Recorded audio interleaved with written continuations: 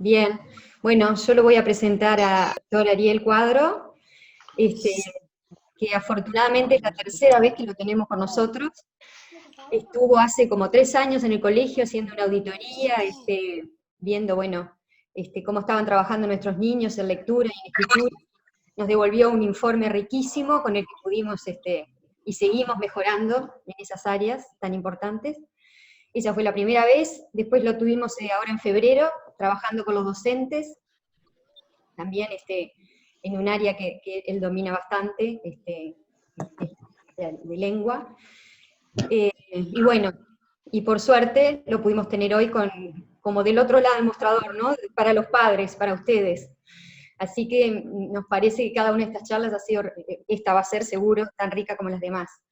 El doctor Ariel Cuadro es doctor en psicología, magíster en psicología educacional, especialista en dificultades del aprendizaje, consultor de la UNESCO, director del Departamento de Neurocognición de la Universidad Católica del Uruguay, miembro de la Junta Directiva de la Sociedad Latina de Neuropsicología, y bueno, y otros muchos títulos. No sé si me equivoqué en algo, Ariel. Bien, otros más. Muy bien. Esta es la presentación y esperemos que podamos disfrutar todos como esperamos. Gracias. Bueno, muy bien. Bueno, muchísimas gracias. Vamos a ver cómo resulta esto, que es todo un aprendizaje para todos. Y nada, y sobre todo agradecerles mucho el tiempo. Sé que son tiempos exigentes, con mucho trabajo, digamos, porque esto de estar así tanto en la casa y haciendo los chicos en la casa y las tareas y demás es un esfuerzo enorme para todos, y entonces, nada, creo que especialmente les agradezco la dedicación y el tiempo en estas circunstancias. Espero que resulte. Tenemos siempre la variable de la conectividad y demás, esperemos que no nos afecte demasiado, pero bueno, vamos a intentarlo. Cualquier cosa, si hay problemas, eso me van avisando, si hay algo que no se entienda o hay algo ahí del son de la voz que no yo tomé el tema que me habían pedido y en función de eso voy a hacer una presentación. Si les parece, hago la presentación y después dejamos un rato para preguntas al final. Me parece que quizás eso nos ordene más que haciendo cortes durante la cosa, porque puede ser que se nos complique más ahí el tema del intercambio. Así que lo que les pido es que si de las cosas que voy diciendo le van surgiendo dudas, quizás lo mejor es anotárselas y entonces después dejamos un rato al final para preguntas. ¿Les parece? O comentarios, o lo que quieran. O sea que en ese sentido, con muchísima libertad. ¿Sí? Para mí también es todo un desafío darlo de esta forma, así que también sepan comprender si hay momentos en los cuales no soy todo lo claro que ustedes merecen, digamos. ¿Sí? Como les decía, voy a compartir pantalla y voy a ir pasando un PPT, digamos, para ir mostrando un poco los conceptos que voy a ir presentando. ¿Sí?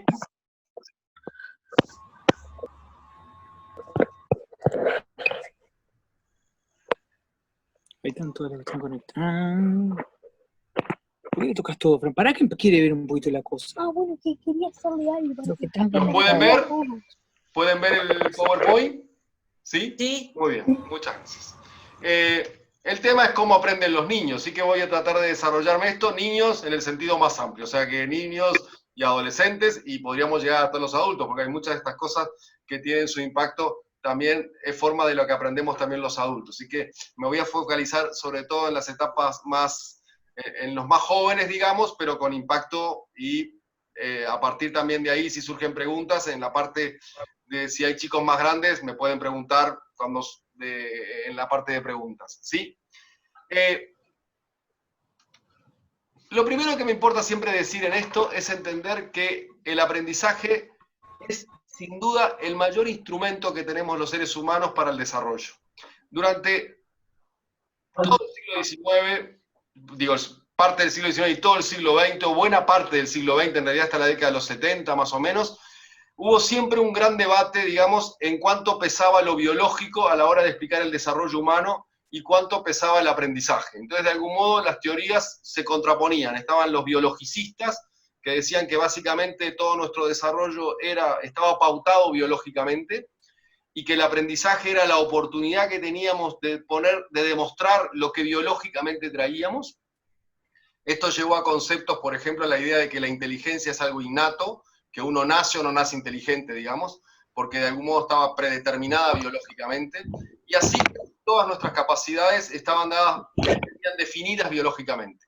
Y en definitiva, cuando uno iba a la escuela o tenía distintas instancias de aprendizaje, podía poner en juego aquello que potencialmente venía desde lo biológico. Luego teníamos las otras teorías que, focalizados en el aprendizaje, decían, no, en realidad nosotros no traemos nada biológicamente, todo lo que somos es fruto del aprendizaje, y por lo tanto estamos determinados por lo que aprendemos. Por ejemplo, eso fueron las teorías conductistas. Así que, históricamente, nosotros a la hora de explicar el aprendizaje y a entender qué rol juega el aprendizaje en el desarrollo de las personas, tuvimos esta doble contraposición, digamos, oposición entre lo biológico y el aprendizaje. En la actualidad, sobre todo ya a partir de la década de los 80 y de los 90, esa dualidad se dieron cuenta que era una falsa oposición, que en realidad los seres humanos estamos biológicamente preparados para aprender, pero lo que explica el desarrollo humano es el aprendizaje. El gran recurso que tenemos los seres humanos para desarrollarnos y poder llegar a ser lo que somos es resultado del aprendizaje.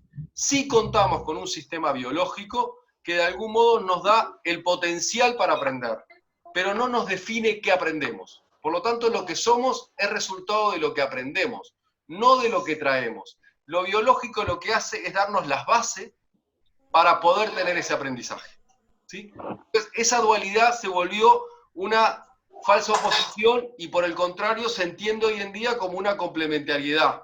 Es decir, tenemos un componente hereditario que por supuesto pesa en nuestro desarrollo, pero las posibilidades que tenemos de desarrollo están mucho más determinadas por las condiciones ambientales y culturales en las cuales que aprendemos que por lo que venimos desde nuestra base hereditaria o biológica.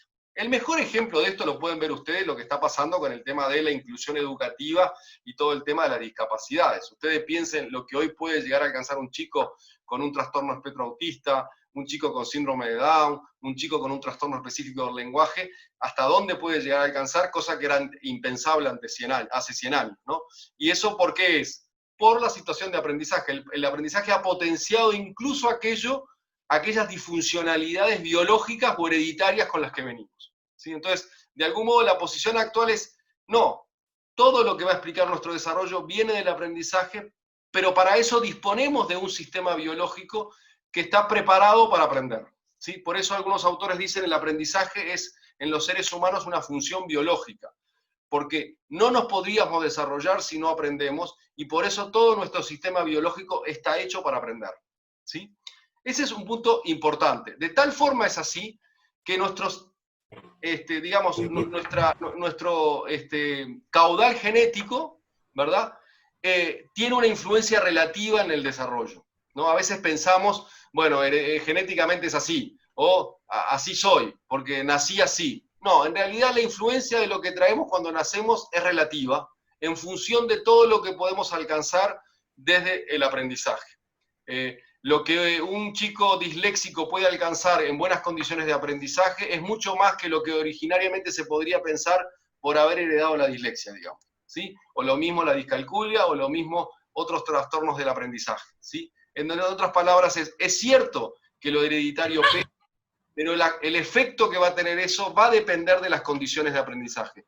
Por lo tanto, nosotros, como se suele decir, nuestro caudal genético, y si hay alguna disfuncionalidad hereditaria, implica una predisposición, pero no supone que lo que voy a llegar a ser esté determinado por esa predisposición, sino que va a estar mucho más vinculado a las condiciones de aprendizaje que a lo que traemos hereditariamente, ¿sí? Esto ha abierto un panorama enorme, y por eso hoy en día está todo el tema de la inclusión educativa, todo el tema de la diversidad de aprendizajes, todos estos temas que hoy en día están tan sobre la mesa y se discuten tanto y se privilegian tanto como una necesidad de respuestas a las diferencias individuales, porque hay un fundamento para eso, y es que es posible con el aprendizaje generar cambios incluso en las condiciones biológicas. Es decir, podemos minimizar los efectos biológicos con buenas condiciones de aprendizaje, y siempre y cuando sepamos cómo aprovechar esas condiciones de aprendizaje. ¿Sí? ¿Estamos de acuerdo? ¿Qué fue lo que explicó esto desde el punto de vista del desarrollo científico y que fue, digamos, el punto que dio a entender esa capacidad que tenemos los seres humanos de que por medio del aprendizaje se produzcan cambios incluso desde el punto de vista de las estructuras cerebrales? Ese concepto vino de la mano del concepto de la neuroplasticidad, que es un concepto que también probablemente ustedes ya hayan escuchado, porque es un concepto que todo el campo de la neurociencia y demás ha acuñado como muy importante para explicar, digamos, el desarrollo humano. Nosotros tenemos una estructura cerebral que de algún modo está preparada para el cambio del punto de vista estructural, no solo funcional, sino del punto de vista estructural. Esa capacidad que tenemos de generar nuevas conexiones sinápticas, que somos capaces de inhibir algunas conexiones sinápticas y somos capaces de aumentar la calidad de la conectividad sináptica, es lo que se conoce como neuroplasticidad. En otras palabras, nuestro cerebro está preparado para generar nuevas conexiones, para incluso inhibir ciertas conexiones que no están generando las conductas que nosotros queramos, e incluso para mejorar la calidad de algunas conexiones. Ese es el concepto de la neuroplasticidad, que ha dado una nueva visión, digamos, del rol que juega el cerebro a la hora de explicar el comportamiento humano. Se han hecho varios experimentos famosos en la línea de esto de la neuroplasticidad. Yo les traje porque es uno muy famoso que se hizo en el año 2000, un experimento de esta investigadora con taxistas ingleses. Ella lo que hizo fue, ser taxista en Inglaterra es bastante complicado. Uno demora casi 3 años de preparación para poder dar el examen para poder ser taxista. Más del 50% pierden ese examen después de 3 años de preparación, porque supone un manejo complejo de conocimientos y habilidades para poder trabajar en Londres como taxista. Entonces lo que ella hizo un estudio de neuroimagen de un conjunto de personas previo a prepararse para ser taxista, y luego les hizo el mismo estudio una vez que habían aprobado el examen de taxista, 3 años después. Y lo que encontró, que en el área del hipocampus, que es el área vinculada, digamos, a el tema de manejo y coordinación motor y sobre todo manejo espacial y demás, había un cambio importante antes, digamos, del entrenamiento para ser taxista y posterior a eso. Bueno, este experimento tuvo un gran impacto en la década de los 2000, como una prueba clara de que el aprendizaje, el entrenarse en algo, puede generar cambios en las estructuras cerebrales. O sea que nuestro cerebro, digamos, genera cambios como resultado, digamos, de los aprendizajes y los entrenamientos. El concepto vino de la mano del concepto de neuroplasticidad, ¿sí? Y el otro concepto que ha sido bien interesante desde el punto de vista de la neurociencia para explicar estas condiciones de aprendizaje ha sido el concepto de integración del sistema nervioso. Nosotros tenemos un sistema nervioso integrado, de forma tal que incluso cuando en algunas áreas hay cierta disfuncionalidad, otras áreas del cerebro son capaces de encargarse de esas funciones y llevarlas adelante si ha habido una adecuada estimulación. Hay experimentos bien importantes de niños que les extirparon una cuarta parte del cerebro y las funciones que corresponderían a esa parte del cerebro fueron tomadas, y eso se hace tempranamente, por otras áreas cerebrales que asumieron, digamos, el rol de esas funciones.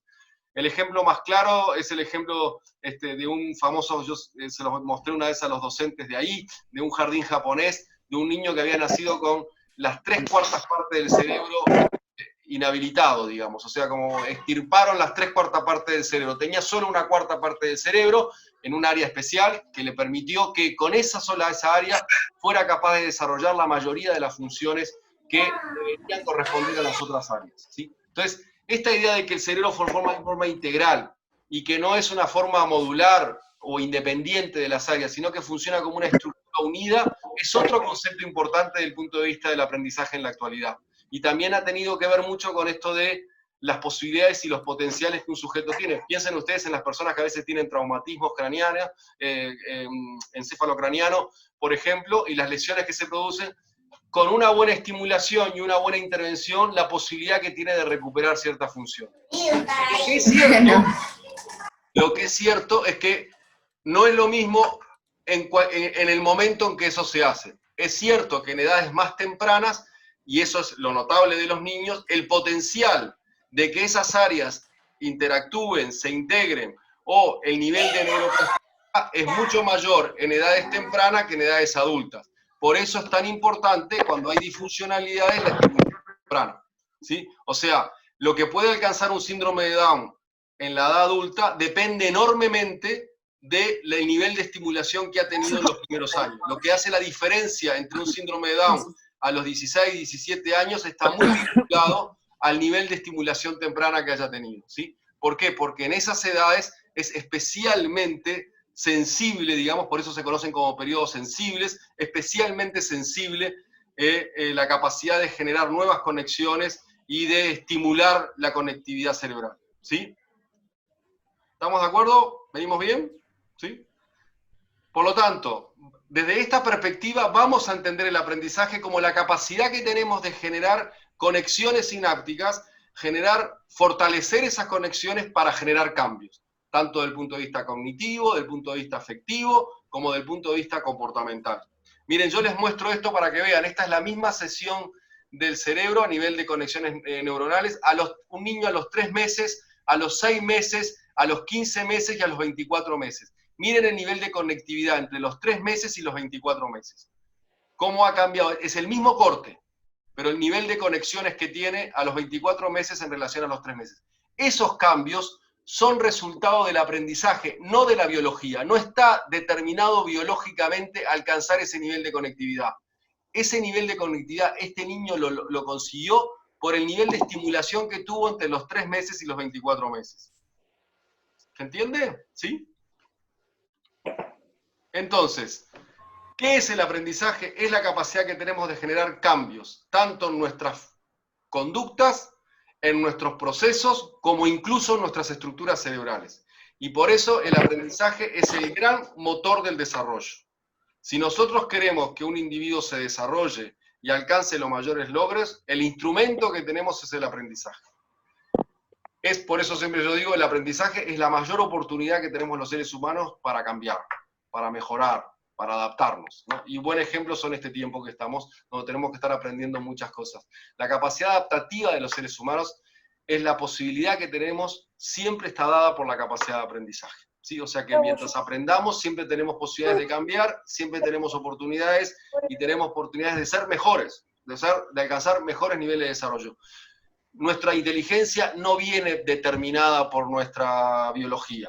Nuestra inteligencia la construimos. Es cierto que hay personas que tienen mejor predisposición para algún tipo de actividades o habilidades que otras, pero el que desarrolle esas habilidades y alcance buenos logros va a depender de las condiciones de aprendizaje, no por lo que la biología le dio, ¿sí?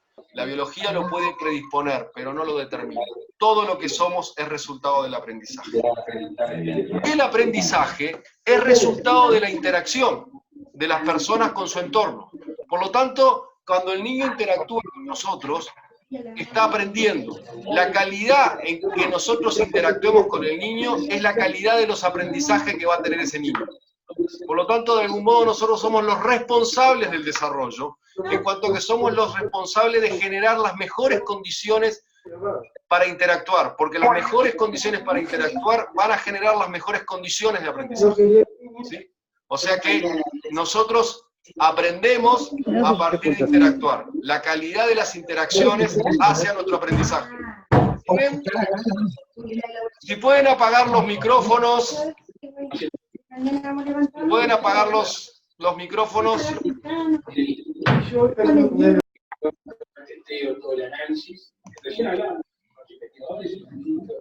¿Sí? Si pueden apagar los micrófonos porque si no se genera un poquito de ruido. ¿Sí? Entonces, el aprendizaje es resultado de la interacción, y la interacción es interacción con el ambiente, con el conocimiento, con las personas, con nuestra cultura, con nuestro entorno, etc.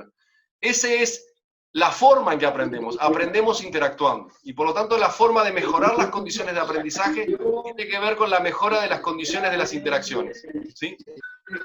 Y aprender supone desarrollar nuestra capacidad de pensar, nuestra capacidad de sentir, nuestra capacidad de actuar. Todo eso supone aprender. Supone nuestra capacidad de pensar, sentir y actuar. Miren, los seres humanos cuando nacemos, básicamente nacemos con dos grandes sistemas funcionando. la capacidad de tener sensaciones. ¿Me están escuchando bien?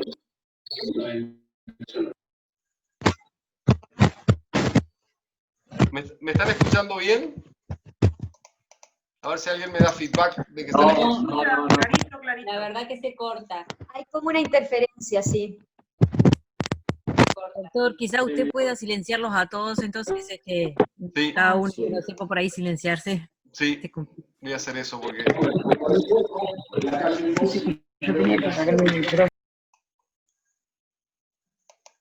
Voy a hacer eso, sí. A ver si... Lo felicito, es en apoyarse en un sistema científico para la toma de decisiones y que sea basado en evidencia y poder redirigir el potencial científico en momentos de emergencia es fundamental y es lo que ha hecho que el país... Muy bien. ¿Ahora mejor?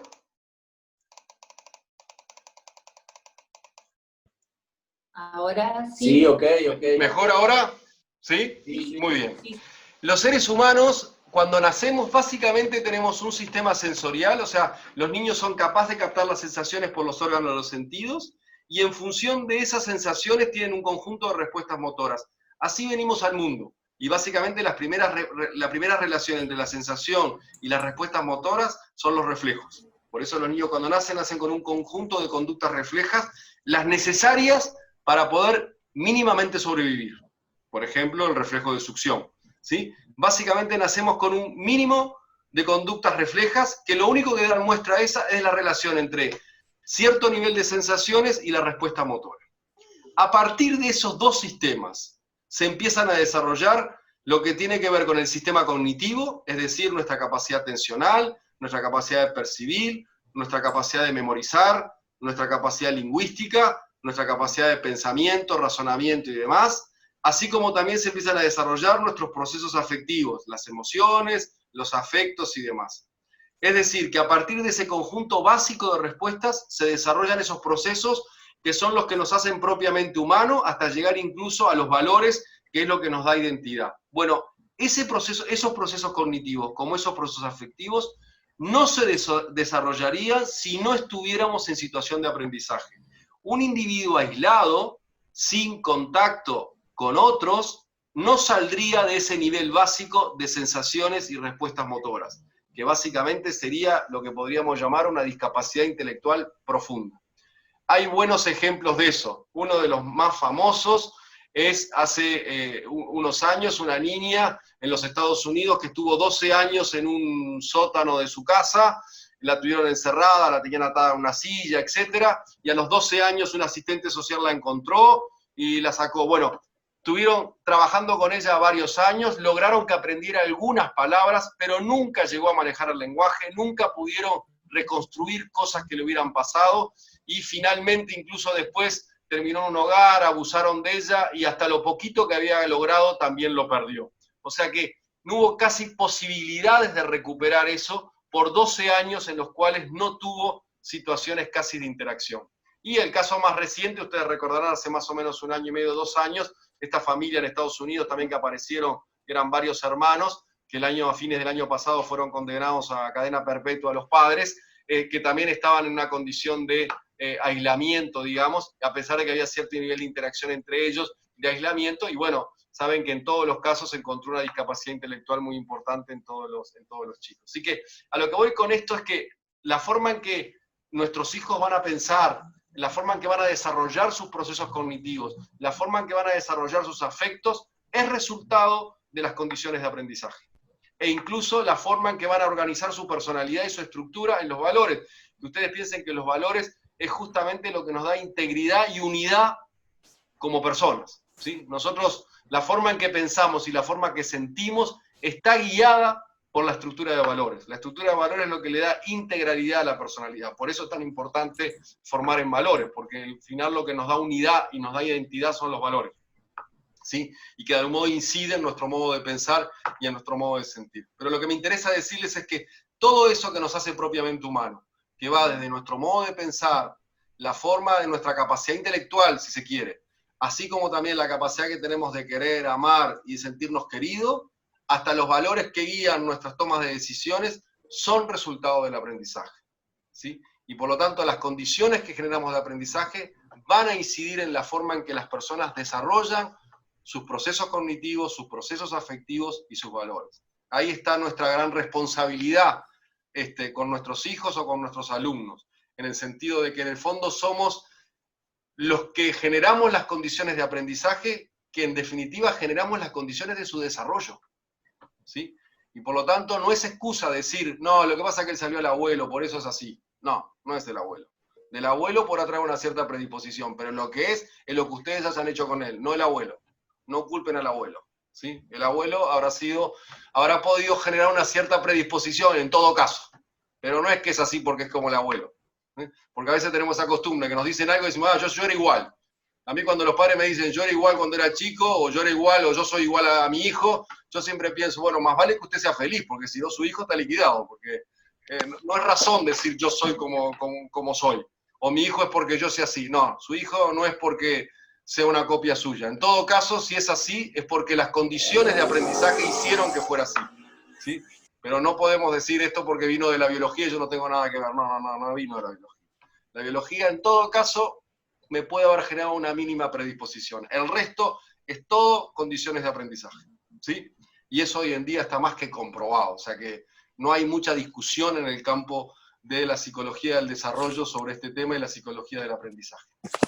Lo que sí hay que tener en cuenta especialmente, y esto es importante, y eso nos llama también mucho más la atención como padres y también como docentes y demás, es que buena parte de los logros para ese desarrollo se da en los primeros años. Ustedes piensen lo que es capaz de alcanzar un niño a los 6 años. Piensen ustedes en sus hijos, piensen ustedes si sus hijos son grandes o están a esa edad. A los 6 años un chico ya alcanzaba un desarrollo motor muy importante, tanto desde el punto de vista de la motricidad gruesa como de la motricidad fina. A los 6 años el niño tiene un desarrollo del lenguaje casi de un adulto no letrado, pero se comunica y puede llevar una conversación perfectamente, incluso puede interactuar lingüísticamente con quien sea, y más, puede manejar más de una lengua, ¿sí? O sea, a los 6 años hay niños en muchos países que ya manejan perfectamente casi una segunda lengua. También a los 6 años han desarrollado, los principales procesos cognitivos ya se han desarrollado, o sea que ya desarrolló la atención, desarrolló la percepción, desarrolló la memoria, ya desarrolló la capacidad de pensamiento, ya tiene un nivel intelectual que se visualiza, o sea que la mayor parte de nuestros procesos cognitivos básicos se han desarrollado. Por supuesto que se siguen desarrollando a lo largo de la vida, pero la estructura básica ya está hecha a los 6 años. Y por supuesto que también desde el punto de vista afectivo, de hecho, ya son capaces de autorregularse afectivamente, son capaces de regular su conducta, se dan cuenta cuando algo hacen que está mal, se dan cuenta cuando le hacen un daño a otro, o sea que son capaces también de hacerse responsables si en algo se equivocaron. Todo eso un chico lo consigue a los 6 años. De hecho, a partir de los 6, 7 años empieza lo que es la construcción de valores, que eso sí continúa varios años más, pero ya desde el punto de vista cognitivo y afectivo ya tiene una base muy importante, que es lo que nos permite la socialización, por ejemplo, de los chicos en la edad primaria. Entonces, ¿qué nos dice esto? Nos dice que nosotros en pocos años estamos generando las estructuras básicas de lo que va a ser su desarrollo posterior. Mire, algunos neurocientistas suelen decir que el 80-85% del potencial de un individuo está dado por los primeros 6-7 años de vida. ¿Qué están diciendo con eso? Que son años cruciales para el desarrollo. ¿Por qué? Porque biológicamente están dadas las mejores condiciones para generar esa conectividad sináptica para el desarrollo de las estructuras básicas. Y que cuando eso no se ha dado o se ha dado en forma deficiente, bueno, arrastramos una dificultad que vamos a tener que remediar, pero la vamos a tener que remediar, ¿sí? En cambio, si hemos potenciado el desarrollo temprano, estamos generando las mejores condiciones para el desarrollo posterior. ¿Sí? Ahora bien, en ese desarrollo, en ese aprendizaje que hace al desarrollo y que supone la interacción, hay algunas variables que tenemos que tener siempre en consideración a la hora de pensar cuáles son las mejores condiciones para el aprendizaje. En definitiva, si decimos que las personas se desarrollan por el aprendizaje y el aprendizaje es la interacción con el medio, la pregunta que nos hacemos todos es, ¿cuáles son las condiciones del medio que han de incidir en los procesos de aprendizaje? La primera, sin duda, y que no siempre podemos controlar, es el nivel socioeconómico-cultural. ¿Sí? Hay una variable que es un hecho, y es que las mejores condiciones de aprendizaje están dadas si hay mejores condiciones desde el punto de vista sociocultural. ¿Sí? Cuando hay deficiencias socioculturales, ya eso incide directamente en las condiciones de aprendizaje. Así que ese es un gran desafío que tenemos, y es un gran desafío como sociedad que tenemos, porque tenemos muchos chicos. La mayor parte de los niños en el Uruguay nacen en contextos de deprivación sociocultural, o por lo menos en contextos desfavorecidos. Así que tenemos un gran desafío como sociedad, y es que estamos generando generaciones que están naciendo no en las mejores condiciones para el aprendizaje. ¿Sí? Fíjense ahora mismo que hablamos de todo lo que es la enseñanza a distancia, ¿no? ¿Cómo tenemos que valorar si nuestros hijos están teniendo cierto aprendizaje? Más del 50% de los alumnos del Uruguay en este momento no están aprendiendo nada porque casi no tienen ningún tipo de interacción ni conectividad, más allá de los planes y de las distintas plataformas de trabajo, pero más de un 50% no está usando esas plataformas. Hace 2 semanas que vengo trabajando con un grupo de escuelas de contexto desfavorecido, que estamos generando formas de intervenir vía WhatsApp. Toda la conexión que tenemos con los niños es por WhatsApp. ¿Sí? O sea que todas las maestras hacen canciones, dan consignas, todo por WhatsApp, porque no hay otra forma de conectarse con sus alumnos. ¿Sí? O sea que, y por suerte logramos que fuera por WhatsApp, porque no teníamos ninguna, ¿no? Entonces ahora hace 2 semanas que venimos pensando tareas, cómo hacerlas por WhatsApp. Así que, y eso es un logro, porque hasta ese momento, hasta hace 2 semanas, no teníamos ningún tipo de conexión con esos niños, ¿no? Así que esa es una variable importante, y tenemos que ser conscientes de que el contexto sociocultural juega un rol enorme. Mire, les doy solo un dato, y es el aprendizaje, por ejemplo, del lenguaje escrito, la lectura y la escritura, en el Uruguay depende mucho más de lo que lean en la casa que lo que leen en la escuela. ¿Sí? O sea, en la escuela le pueden enseñar a leer, pero la calidad de la lectura está más dada por la práctica lectora que hagan en la casa que por el tiempo de lectura que tienen en la escuela. Así que, si nosotros queremos generar buenos lectores, más que pedirle que lean la escuela, asegúrense que lean la casa. Porque ese es el mejor recurso para que sean mejores lectores. ¿Sí? Y también lo podrían hacer desde el punto de vista de la escritura si lo hicieran producir por escrito, pero al menos la capacidad lectora está dependiendo enormemente de los espacios que tenga en la casa. Bueno, sabemos que los espacios de lectura en la casa dependen enormemente de los contextos socioculturales. Y, por ejemplo, una variable que pesa mucho es la educación de la madre. Cuando la educación de la madre es baja, en general hay menos contextos socioculturales favorables. Tiene un gran peso, digamos, el nivel educativo de la madre. Así que esa es una variable importante. La otra variable importante es la expectativa de los padres en relación al desarrollo de sus hijos. Miren, cuando incide enormemente en las condiciones de aprendizaje el nivel de expectativas que tengan los padres. Tanto expectativas positivas como aquellas expectativas que, pensando que son positivas, terminan siendo negativas. Por ejemplo, cuando tenemos expectativas de unos niveles de exigencia y de éxito que no necesariamente son las más adecuadas para promover en los niños a estas edades. Yo siempre recuerdo hace unos años, hace bastantes años, en un colegio donde estábamos trabajando, una cuestión con un padre del colegio que le habíamos recomendado que el hijo no entrara a un determinado nivel, sino que entrara al nivel anterior, y el padre nos aceptaba las razones por las cuales nosotros le planteábamos que tenía que entrar al nivel anterior, pero no aceptaba que entrara a ese nivel, porque el padre decía que eso le iba a significar perder un año. El niño tenía 4 años. Y cuando yo le pregunté por qué le preocupaba tanto que perdiera un año en teoría, cuando en realidad lo estaba ganando porque estaba generando las condiciones, el padre me dijo, él tiene que hacer un doctorado. Para hacer un doctorado, tiene que hacer la licenciatura cuanto antes. A mí me interesaría que lo hiciera en economía. La carrera de economía son 5 años y después tendría que hacer un posgrado y luego el doctorado. ¿Usted se imagina lo que se va a ir atrasando para el doctorado si ya empezamos a perder un año ahora? Y el niño tenía 4 años. O sea, imagínense esas expectativas, o sea, imagínense lo que es tener un niño que la expectativa es que llegue al doctorado y tiene 4 años, ¿no? Es un poco exagerado, pero es para mostrar de que a veces expectativas que son como muy buenas, que es que nuestro hijo le vaya bien y se forme bien, se nos puede ir la mano. O sea, que las expectativas tienen que ser expectativas realistas. Es qué es lo que podemos hacer de nuestros hijos esperando lo mejor para ellos y esperando también que sean lo que pueden ser, ¿sí?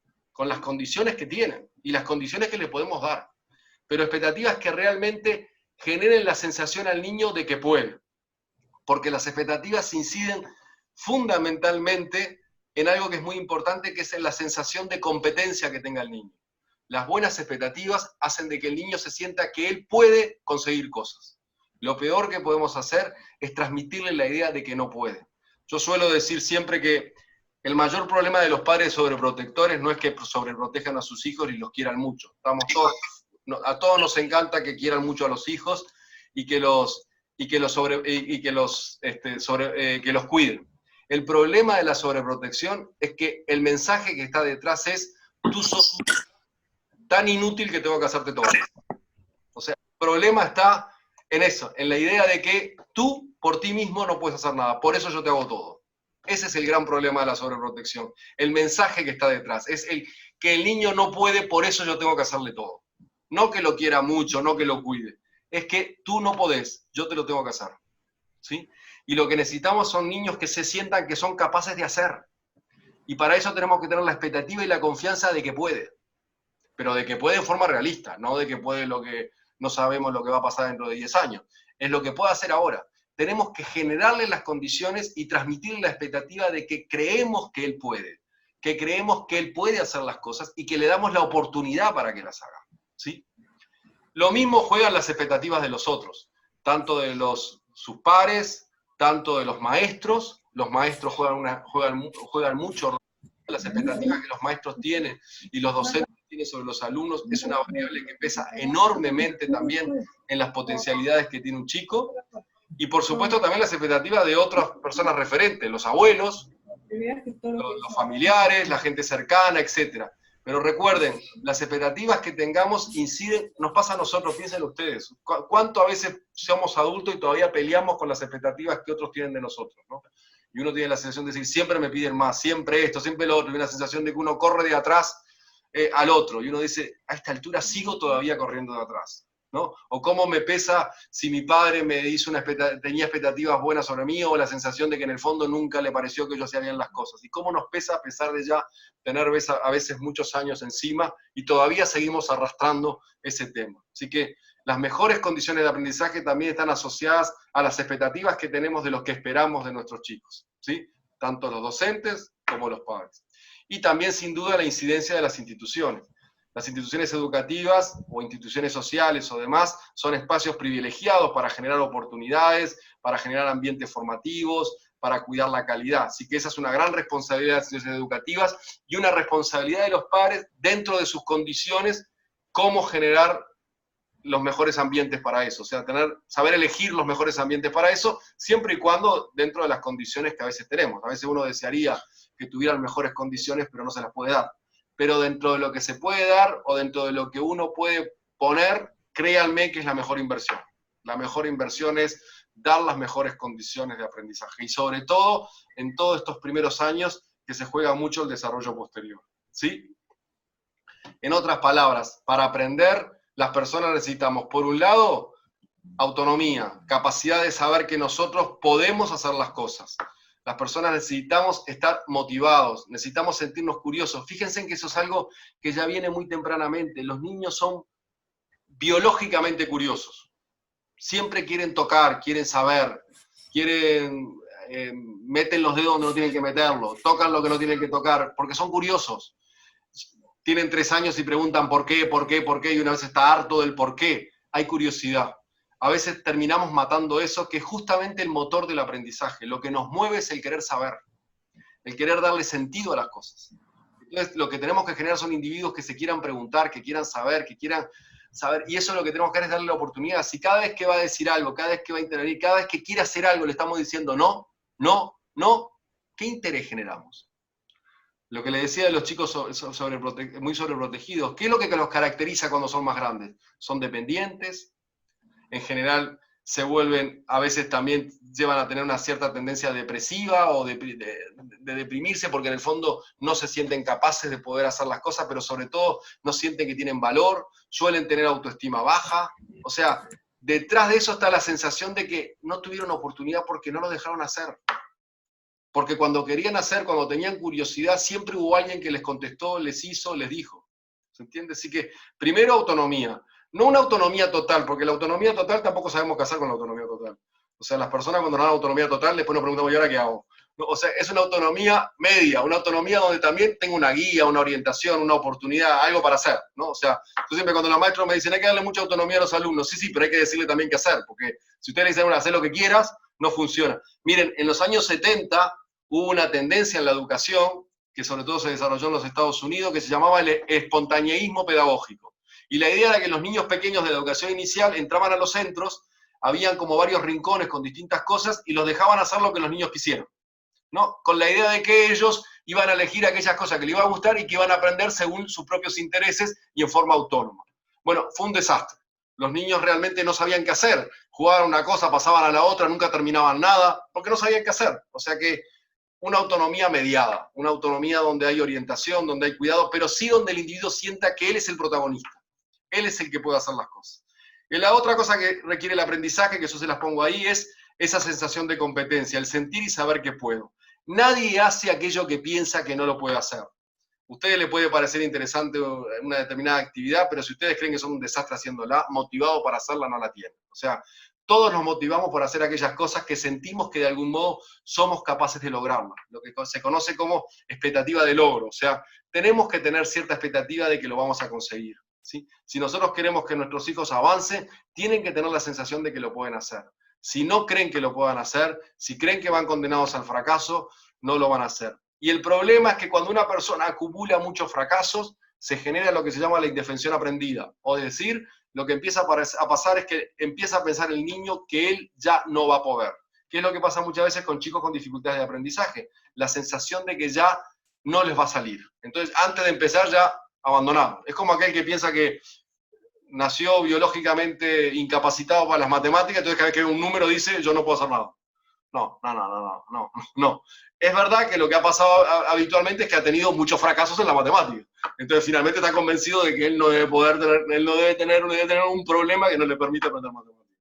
Así que lo importante, y esa sensación de competencia, créanme que se genera tempranamente. Se genera cuando el niño intenta subirse a una mesa, y no hay que subirlo para que se caiga de la mesa, pero dejarlo intentar. Dejarlo que quiera hacer determinado juego, que si se quiere subir algo, que se suba, que haga algo, que se sienta que puede. No. Se tiene que sentirse competente. Y lo mismo cuando empieza a dibujar, o empieza a hacer tareas, o empieza a hacer lo otro. O sea, es importante corregirlo, es importante orientarlo, pero hay que dejarlo hacer. No lo corrijamos ni orientamos de forma tal que no haga, porque eso no es una buena cuestión. El aprendizaje requiere interactuar y requiere querer interactuar y sentir que uno puede interactuar. Y eso va unido a este otro punto, que es lo que decimos ahí, apoyo mutuo. La clave del buen aprendizaje es generar entornos seguros, entornos en los cuales uno se siente confiado, se siente apoyado, etc., ¿no? Y eso es nuestra responsabilidad, desde el hogar y desde la escuela, es generar condiciones de seguridad, de apoyo, de confianza y demás. Ese es el gran desafío que tenemos los docentes y que tenemos los padres. ¿Cómo generamos entornos seguros? Entornos donde uno se sienta que sabe lo que va a pasar. Ustedes habrán vivido, conocerán casos, o a lo mejor les tocó lamentablemente vivir esa experiencia de cuando uno va a la casa y dice, no sé qué va a pasar.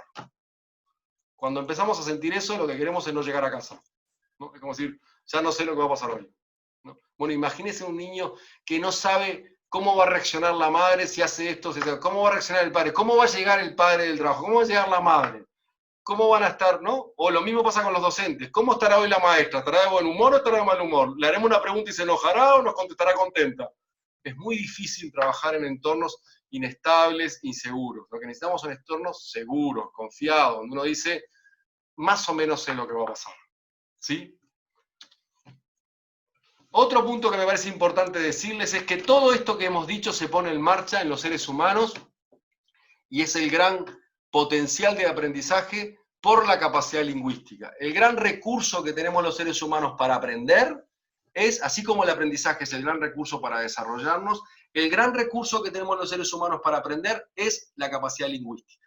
Por lo tanto, el lenguaje es el mayor instrumento que tenemos de nuestra capacidad de desarrollo, tanto desde el punto de vista cognitivo como desde el punto de vista afectivo.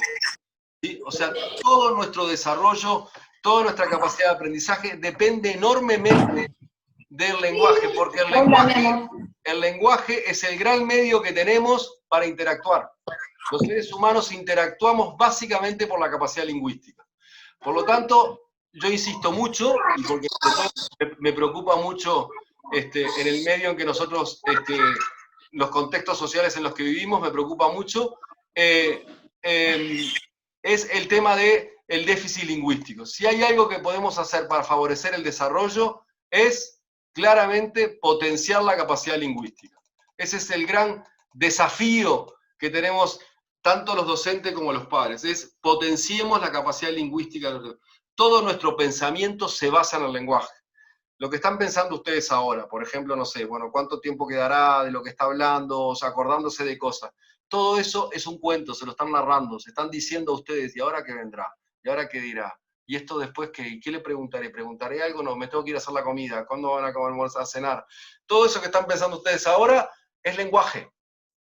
Por lo tanto, cuanto mejor lenguaje tienen, mejor capacidad de pensamiento tienen. ¿Quieren hacerse más inteligentes? Tengan mejor capacidad lingüística. Porque en definitiva, el lenguaje es la base del concepto y el pensamiento no es otra cosa que juicio de conceptos. Nosotros lo que hacemos cuando pensamos es manejar conceptos. Tengo que hacer esto, entonces voy a hacer esto otro. Todo eso son conceptos. Y los conceptos son básicamente lingüísticos. Nosotros no pensamos con imágenes, pensamos con lenguaje.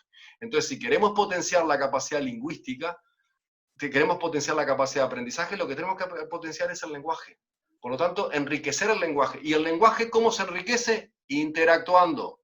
Los niños aprenden el lenguaje con la interacción lingüística. Dediquémosle tiempo a hablarle a los niños y que los niños nos hablen. Porque como van a aprender el lenguaje es hablando. ¿Sí? Por lo tanto, hay que dedicarle tiempo. Una buena pregunta para hacerlo cuando tenemos niños pequeños es cuando termina el día es ¿cuánto rato tuve hoy para hablar con mi hijo? Porque ese es el tiempo que tuve de enriquecerlo lingüísticamente, con palabras nuevas, con cosas nuevas, etc. El lenguaje es el gran autorregulador que tenemos en nuestra conducta. Ustedes piensen cuando van a hacer algo, dicen, incluso si están muy enojados, dicen, lo voy a reventar. ¿Qué es lo que hacen? Se lo empiezan a decir ustedes, no, pero me voy a tranquilizar, voy a contar hasta 1000, voy a hacer tal cosa. Todo eso lo hacen lingüísticamente. Cuando ustedes se ponen a decir, hago aquello, no, mejor no lo hago, es todo lingüístico.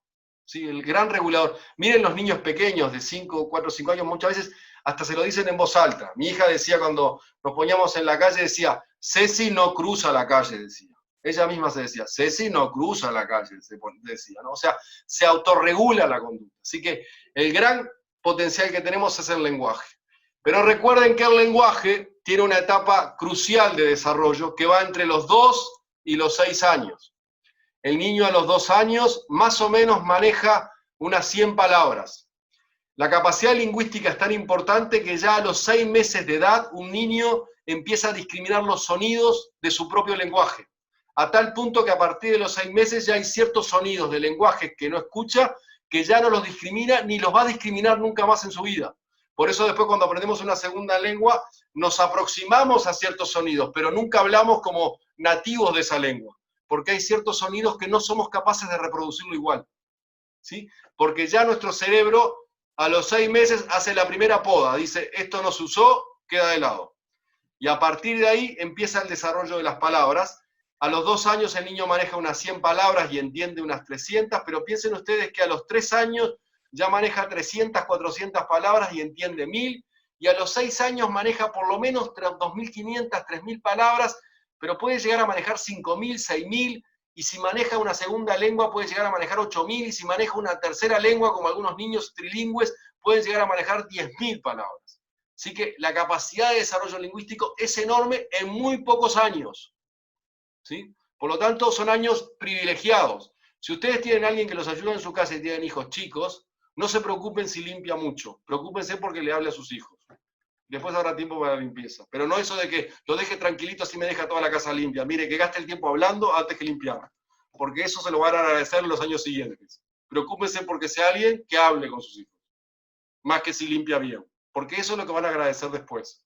Porque lo que necesitamos es gente que potencie el desarrollo lingüístico. Y luego el otro gran recurso que tenemos para el desarrollo del lenguaje lo va a ser el lenguaje escrito. Ustedes piensen que una persona adulta que ha tenido 12, 14 años de escolaridad llega a manejar 50.000 palabras. O sea que a los 6 años manejamos 5.000, 6.000 palabras, y a la vida adulta podemos llegar a manejar 50.000. Bueno, la diferencia entre esas 6.000 palabras de los 6 años y las 50.000 de la vida adulta viene básicamente por el lenguaje escrito. Por lo tanto, el lenguaje escrito después va a ser el gran recurso que tenemos las personas para desarrollar nuestra capacidad lingüística y con eso nuestra capacidad de pensamiento. Porque en definitiva es la capacidad de pensamiento. ¿Qué cosa podemos hacer en edades tempranas para favorecer desde la casa el desarrollo lingüístico? Y lo que les decía recién, promover diálogos cotidianos, dediquen tiempo a hablar con los hijos, aunque los agoten un poco, aunque el porqué los termine agotando, pero hablen y dedíquenle tiempo a hablar con sus hijos. La lectura de cuentos es un gran recurso. Primero porque los aproximan al lenguaje escrito, pero sobre todo porque los cuentos traen palabras nuevas, traen vocabulario nuevo, vocabulario que no se usa a veces en el lenguaje cotidiano. Traen historias y además favorecen la imaginación. La creación de cuentos e historias, inventar cuentos. Cuando son muy chiquitos, lo único que tienen que hacer cuando inventen cuentos es asegurarse al otro día acordarse del cuento que inventaron, porque después vieron que les pregunta o les piden que cuenten el mismo cuento y si lo cambian se enojan, porque dicen, no, así no era. Por lo tanto, el problema cuando uno inventa un cuento es acordarse al otro día cómo fue el cuento que inventaron. Pero la creación y el invento de historias es otro gran recurso. Y luego los juegos, jueguen mucho con el lenguaje. Hay muchos juegos, desde el veo, el ritmo, etcétera, que lo que hacen es favorecer el desarrollo del lenguaje. Pero dediquen tiempo al desarrollo lingüístico. Miren que realmente ese es el gran motor de todo el desarrollo cognitivo y afectivo posterior. ¿Sí? El lenguaje evoluciona hacia el lenguaje escrito. Y por eso el otro gran desafío que tenemos es desarrollar el lenguaje escrito. Hoy en día, no solamente para nuestra actividad laboral y todo el lenguaje escrito es fundamental, sino que el lenguaje escrito se vuelve después, a partir de los 6, 7 años, el mayor recurso que tenemos para mejorar nuestras competencias lingüísticas. Por lo tanto, tenemos que favorecer el lenguaje escrito. Y es una realidad en nuestro país, ustedes saben de que un alto porcentaje de nuestros chicos no tienen un buen manejo del lenguaje escrito. Miren las evaluaciones internacionales, las evaluaciones nacionales. Hace poco salió el informe del Instituto Nacional de Evaluación Educativa de Arista, y observarán de que los chicos llegan a niveles de secundario, además, con niveles bajos en lectura. Y la lectura es el gran recurso que tenemos para el desarrollo lingüístico. Promover la lectura es casi una obligación que tenemos. Y les aseguro que el gran medio para promover la lectura no es solo la escuela, es la casa, porque la lectura, para poder ser buenos lectores, tenemos que practicar mucho la lectura. Y no siempre se dispone en la escuela, con los alumnos que hay, de todos los espacios para que todos los días haya lectura. Así que traten de dejar tiempo y espacio para que los niños lean en sus casas, tengan que hacer el ejercicio de leer. Se aprende a leer leyendo como se aprende a escribir escribiendo. ¿Sí? Finalmente quiero decir dos cosas más con respecto al aprendizaje. Una es el aprendizaje por modelado. En los últimos años, los estudios de neurociencia se han focalizado en este concepto de las neuronas en espejo. En otras palabras, tenemos un sistema nervioso que no solamente es plástico, que es la neuroplasticidad, sino que tenemos un sistema nervioso que es capaz de accionarse cuando ve las acciones de otro y de reproducir después en sí mismo esas acciones, ¿sí? En otras palabras, somos capaces de captar lo que el otro hace y podemos ser capaces nosotros de reproducirlo. Por eso somos capaces de empatizar. Por eso somos capaces de intuir. Cuando la gente habla de la intuición, o las madres que dicen que son muy intuitivas, piensa uno que es casi como mágico. No es mágico. La intuición es la capacidad de haber entendido, captado qué es lo que está pasando. Y eso es porque tenemos un sistema lo suficientemente sensible para captar lo que el otro puede estar incluso viviendo o sintiendo. Esa es la capacidad empática, por ejemplo. ¿Sí? Entonces aprendemos mucho y la mayor parte de nuestras cosas de nuestra vida las aprendimos mirando a otros. Ustedes, si son honestos consigo mismos y lo piensan, les puedo asegurar que más de una vez encontrarán cosas que están haciendo que dirían, esto era lo mismo que hacía mi madre. Esto era lo mismo que hacía mi padre. Esto era lo que hacía tal. Y a veces incluso hasta me daba rabia cuando lo hacían ellos, ¿no? Y yo me encuentro haciendo lo mismo que ellos hacían. Porque en definitiva aprendemos viendo modelos, como aprendemos viendo a nuestros maestros y a nuestros profesores. Si eso es así y nosotros somos modelos, tenemos la responsabilidad de dar buenos modelos. ¿Sí? Tenemos la responsabilidad de dar buenos modelos. Ustedes piensen en los datos epidemiológicos. Las familias de violencia, por ejemplo, con altos niveles de violencia, normalmente vienen de historias de violencia. Las familias, las personas que se casan con alcohólicos, históricamente tienen ciertas historias de alcoholismo o de adicciones, ¿sí? Más, el alto porcentaje de parejas que se rompen por alcoholismo vuelven a generar relaciones también con niveles de adicción altos, ¿no? O sea que son muy fuertes los modelos a la hora de impactar en nuestro desarrollo y en nuestros comportamientos. Por lo tanto, tenemos una gran responsabilidad también de ser buenos modelos, porque nuestros hijos aprenden mucho de los modelos. Y eso también es algo que los docentes tenemos que pensar muy bien.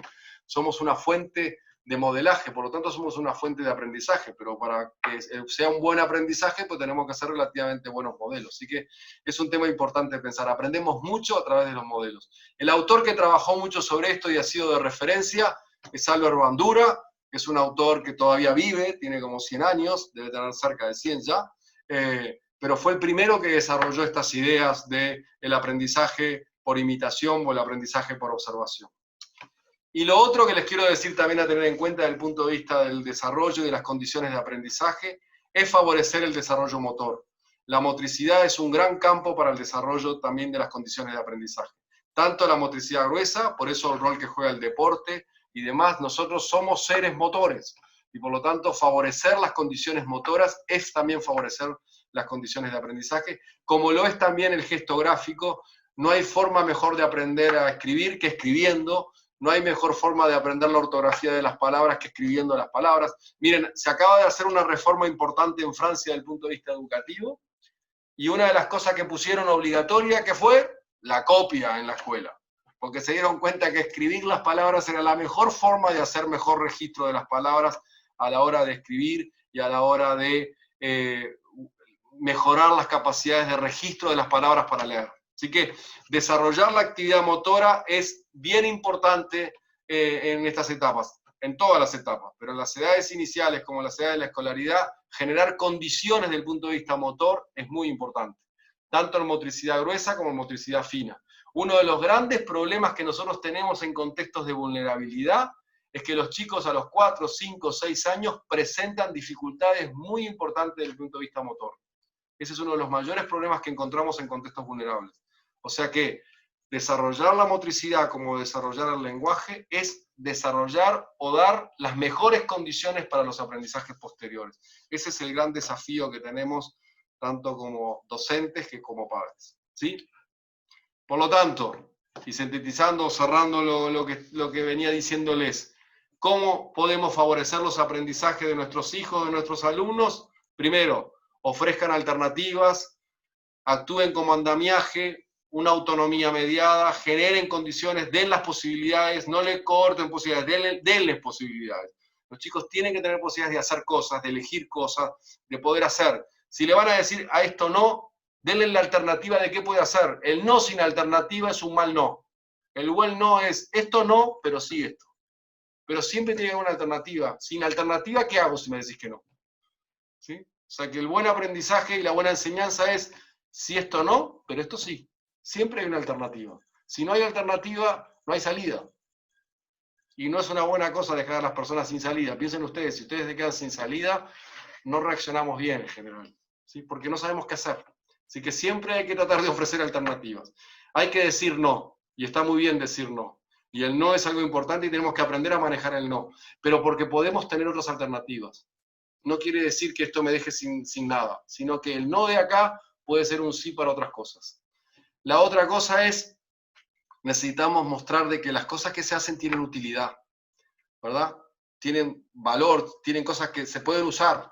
¿Sí? Yo siempre digo a los docentes y demás, lo que enseñen, digan por qué vale que esto enseñar, ¿no? Yo me acuerdo que cuando siempre pongo el ejemplo, yo a veces me preguntaba en el secundaria, cuando años después me preguntaba, pensar que yo hice todas las materias del liceo y la mayoría no sabía para qué las tenía, porque nunca me dijeron para qué las tenía. Se supone que era parte del liceo, pero en realidad decir, ¿por qué tenía física? ¿Qué me aporta la física? Y si yo hubiera entendido qué me aporta la física, capaz que hubiera vivido la física mejor, o la química, o la matemática, o la historia. Pero a veces hay que dedicar tiempo a decir, ¿para qué se hacen las cosas? ¿No? Lo mismo los padres, cuando le decimos un no o un sí, también hay que dar razón de por qué. ¿Para qué sirve que hagas esto? ¿Por qué importa que estudies esto? ¿Cuál es el fin de hacer tal cosa? Porque lo que nos mueve, lo que nos interesa aprender, es aquello que de algún modo nos dé un sentido de por qué lo hacemos.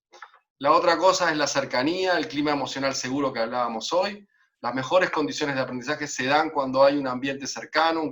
Miren, los estudios que se han hecho a nivel internacional y también a nivel nacional, en el informe de INET aparece, cuando se pregunta a los alumnos qué es lo que más valoran de un docente, no es cuánto conocimiento tiene, no es qué tan actualizado está.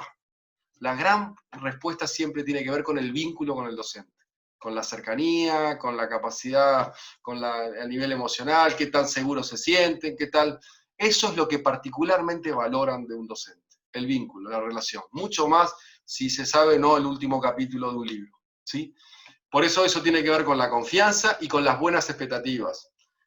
Es muy difícil que alguien crea que es capaz de hacer algo si los seres queridos no creen que sea capaz. Es como las personas, es muy difícil que alguien pueda sentirse querido si los que están alrededor de uno no lo quieren. Es tan simple como eso, ¿no? Es muy difícil. Y si uno no se quiere, es difícil que quiera. Como decía Nietzsche, ojo a aquel que no se quiere a sí mismo porque vuelve insoportable la vida de todos los demás. Vivan con alguien que tiene autoestima baja o se quiere poco y van a ver lo difícil que es, que por momentos se vuelve insoportable. O sea que, en definitiva, si queremos que alguien quiera, tiene que quererse. Y para que un niño y una persona crezca queriéndose, tenemos que quererlo. Y eso tenemos que hacerlo manifiesto. Eso tiene que estar demostrado. Tenemos que mostrar que lo queremos. Tiene que ser explícito. No decir, él debe saber que lo quiero. No, hay que decir que le quiero. Porque requiere ambientes que sean realmente... Porque detrás del querer hay un pensar también, un decir, yo creo en vos. El querer va unido con un sentimiento de confianza, de que yo creo que sos capaz de hacerlo. Y no hay cosa mejor que largarse a hacer algo cuando alguien siente que los demás creen que uno lo puede hacer. La otra cosa es la organización y la claridad. Los niños necesitan sistematización y rutina. Piensen ustedes en el nivel de la educación inicial, pero nos pasa todo. El otro día estuve un trabajo con estudiantes universitarios con todo este sistema virtual y les preguntaba a los alumnos de clase de segundo año de universidad, les decía, si tienen que elegir una condición que les mejore las condiciones de aprendizaje en esta situación, ¿cuál diría? Todos me señalaron, les puse un listado como este, todos me señalaron organización y claridad. Eso es lo que necesitamos, que nos organicen las cosas y que sean claros. En este momento especialmente necesitamos organización y claridad. En momentos en que estamos mucho en la casa, mucho tiempo en esto, se hace especialmente importante la sistematización, la rutina, los horarios y demás. Nosotros nos organizamos cuando tenemos ambientes sistematizados. Entonces también tenemos como padres, y lo mismo en los colegios, eso de, a ver, yo siempre digo, es interesantísimo convivir, conocer a personas que son como muy innovadoras y muy creativas y que todos los días se le ocurre algo. Pero convivir con una persona que todos los días se le ocurre algo o es muy creativa, después de una semana o 2 semanas ya uno empieza a decir, suficiente, vamos a descansar un poco y dejar la creatividad para el próximo mes. Porque se vuelve muy difícil tener la sensación de que todos los días hay cosas distintas. Por lo tanto, la sistematización de la rutina nos da también serenidad, nos da orden, nos da tranquilidad, cosa que necesitamos para nuestro desarrollo. La otra cosa es ser capaces de evaluar, sí, decir si eso está bien, esto está mal, eso se hizo bien, pero siendo justos, siendo cuidadosos. Equitativo quiere decir sabiendo las condiciones del otro, ¿no? A veces no tenemos que jugar de acuerdo a lo que para nosotros es mejor, sino lo que para él es mejor, no para lo que nosotros es mejor. Porque para lo que nosotros es mejor es lo que nosotros necesitamos, es lo que él necesita, y eso es distinto. Es pensar desde el otro y no desde uno. Y para eso ayuda mucho el feedback continuo. El diálogo, la interacción, el decir cómo lo pensás, cómo lo ves, cómo estás, es un buen recurso para favorecer estas cosas. Por ahí, dejamos por aquí. Y ahora si quieren abrimos a preguntas, o comentarios, reflexiones, o lo que tengan ganas.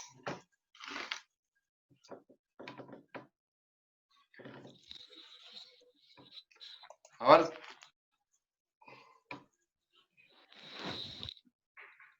¿Tienen preguntas, comentarios?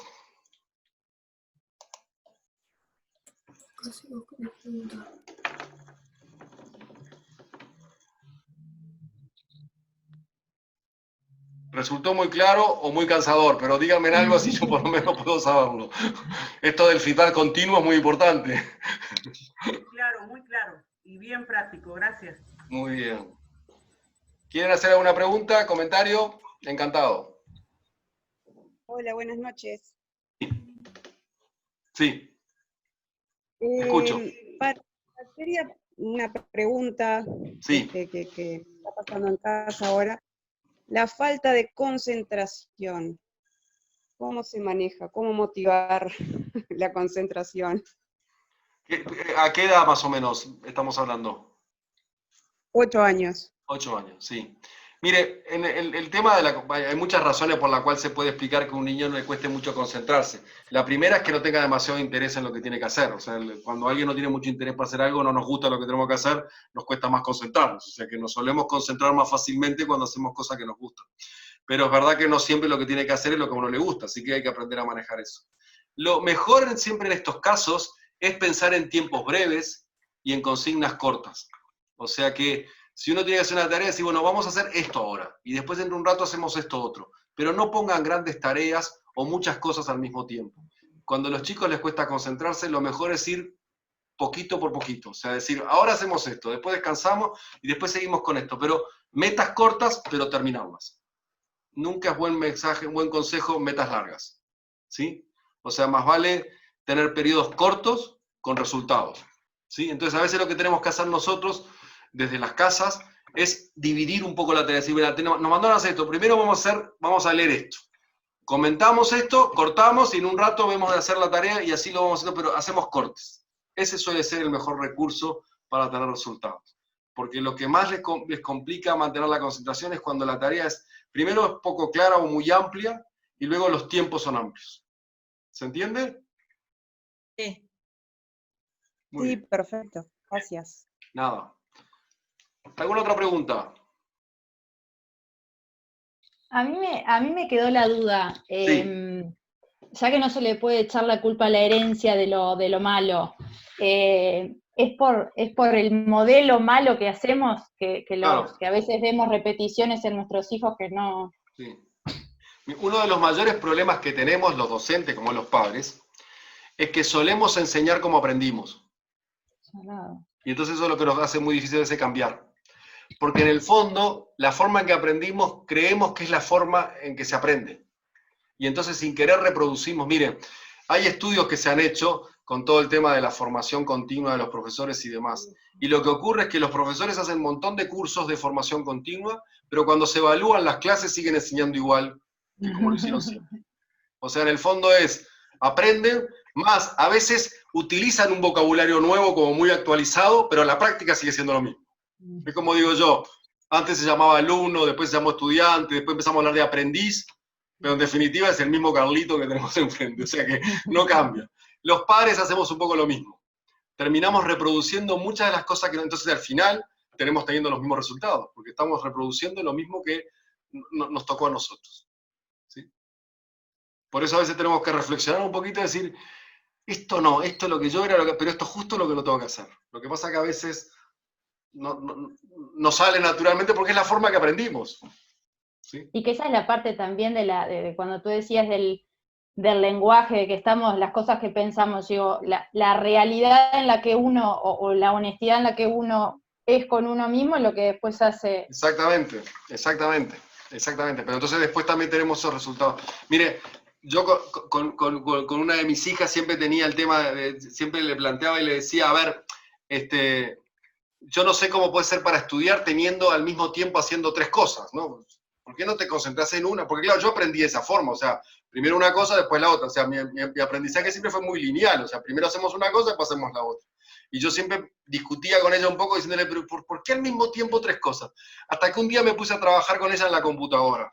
Y yo, como buen aprendiz de mi época, cuando abro una ventana, cierro la otra ventana, pero nunca manejo en la computadora 4 ventanas al mismo tiempo. Cuando me puse a estudiar con mi hija manejaba 6, 7 ventanas al mismo tiempo y aprendía y bajaba y todo, y yo no podía hacerlo, o sea, yo era incapaz de hacer eso. Y ahí entendí y dije, es que tiene otra forma de aprender, no es la mía, porque yo no puedo hacer esto. Y ella lo hace con una naturalidad brutal, baja una ventana, abre la otra, se mete en una, se mete en la otra, y yo era, ¿por qué no cerrás una y después abrís la otra? No se puede hacer así. Y ahí me hizo dar cuenta de decir, ¿por qué le pido que haga lo que yo no soy capaz de hacer? Porque ella sí puede aprendió de esta forma, aprendió a manejarse de esta forma. Por lo tanto, es razonable que aprenda también distinto que yo. ¿Se entiende? Y le va muy bien, ¿eh? Pero yo a veces digo, ¿cómo hace? Pero bueno, me doy cuenta que así lo hace, y le funciona, o sea, si le va bien. ¿Sí? ¿Alguna otra pregunta?